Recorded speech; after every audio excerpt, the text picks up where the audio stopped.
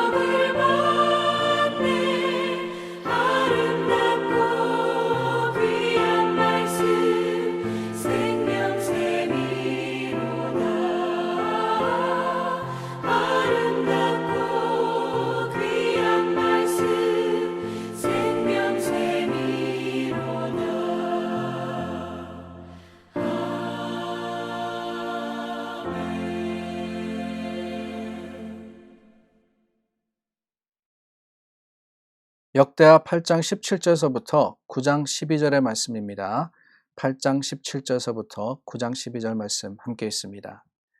그때 솔로몬이 에돔 땅의 바닷가 에시온 게벨과 엘롯에 이르렀더니 후람이 그의 신복들에게 부탁하여 배와 바닷길을 아는 종들을 보내매 그들이 솔로몬의 종들과 함께 오빌에 이르러 거기서 금 450달란트를 얻어 솔로몬 왕에게로 가져왔더라.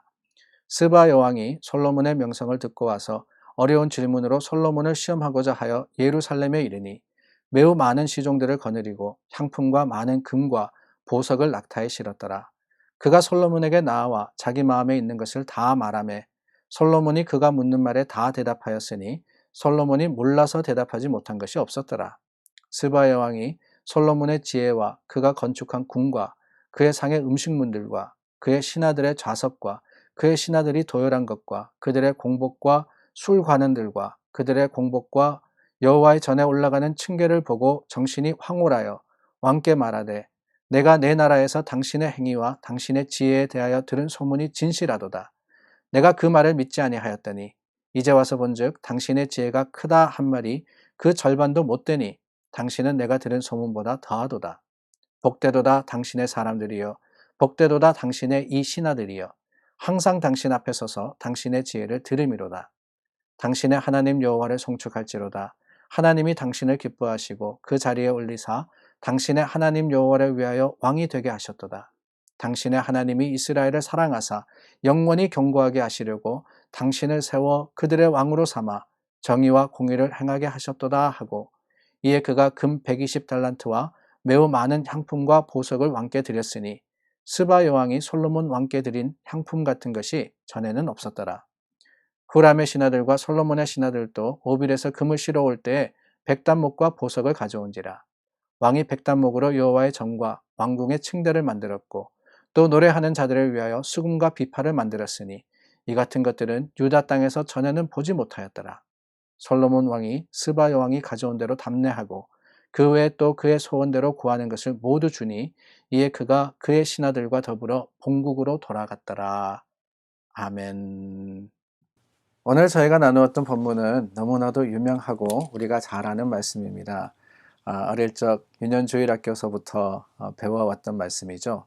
이 스바의 여왕이 솔로몬을 찾아와서 여러 가지 어려운 질문으로서 그를 시험합니다.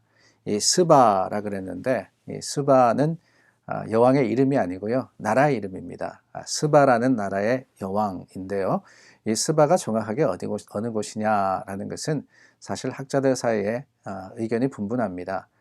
다만 우리가 전통적으로 이디오피아다라고 생각을 하는데, 그 스바의 여왕이 와서 여러 가지를 솔로몬에게 묻습니다. 2절 말씀해 보니까 9장 2절입니다. 1절 마지막 말씀입니다. 솔로몬에게 나와 자기 마음에 있는 것을 다 말하매.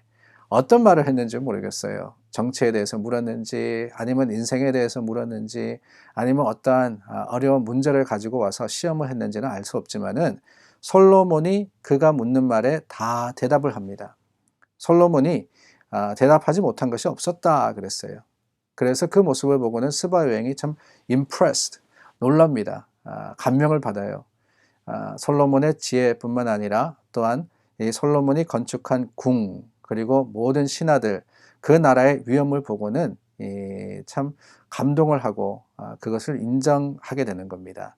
얼마나 감사한 일이에요. 솔로몬이 하나님의 주시는 지혜를 구했을 때 하나님께서 그에게 주셨고, 또한 성전을 먼저 건축함으로써 하나님께 영광을 돌렸을 때 주님께서 그를 참 이 하나님의 은혜 가운데 거하게 하셨던 것을 우리는 이 말씀, 이 본문 말씀을 통해 가지고 알고 배우고 그리고 또 고백하는 겁니다.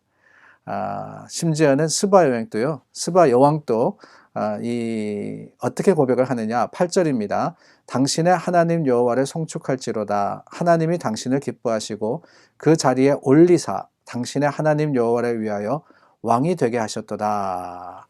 하나님께서 이 모든 것들을 이루셨다, 그렇게 이야기를 합니다. 그리고 8절 말씀 후반절에 보니까 하나님이 이스라엘을 사랑하사 영원히 경고하게 하시려고 당신을 세워 그들의 왕으로 삼아 정의와 공의를 행하게 하셨도다.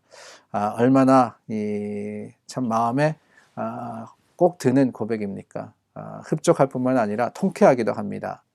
하나님의 백성이 아닌, 이스라엘이 아닌 스바의 여왕이 솔로몬의 모습을 통해서 하나님을 인정을 하는 거예요. 그 하나님을 인정을 하는 겁니다. 얼마나 감사한 일이며 얼마나 또 이 일이 우리 마음에 자랑이 되는 일이겠어요. 그래서 그런지 이 스바 여왕에 대한 이야기는 우리 주일학교 때 참 많이 인용되기도 하고 또 많이 들려지기도 하는 내용입니다. 그런데 여러분, 여기에 문제가 있습니다.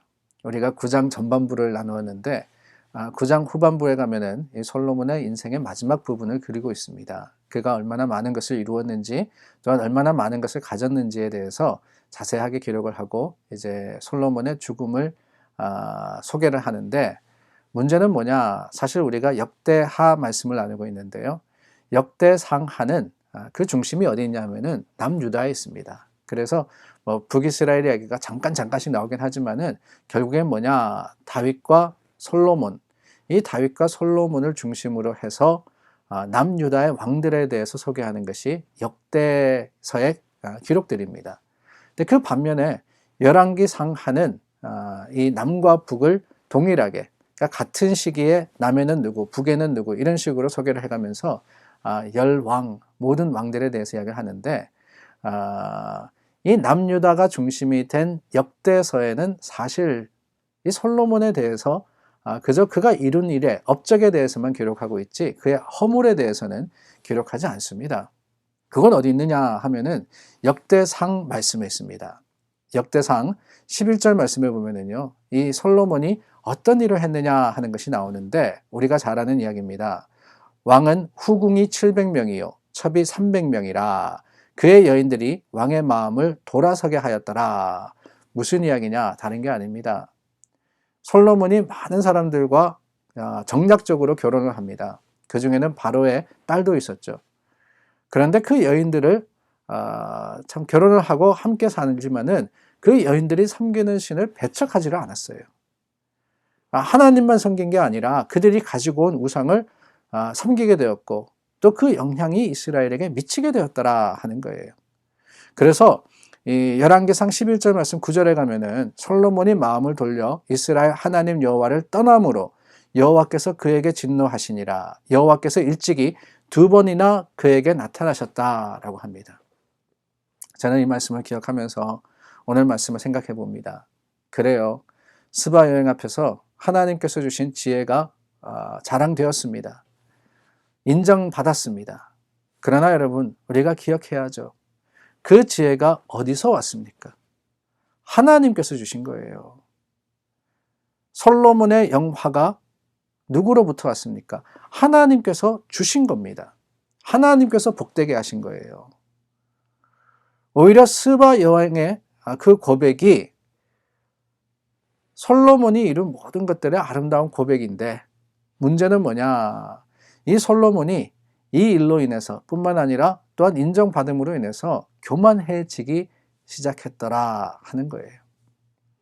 그의 마음에 교만이라는 것이 들어오면서 하나님께서 원하시는 모습, 하나님께서 하나님만을 바라고 주님만을 의지하라고 하셨음에도 불구하고 그러지 않고 타협하기 시작하는 솔로몬의 모습은 사실 너무나도 안타깝기 그지없는 일입니다. 스바 여왕에 관한 일도 그렇게 보면은 사실은 좋은 일만은 아닌 것 같습니다.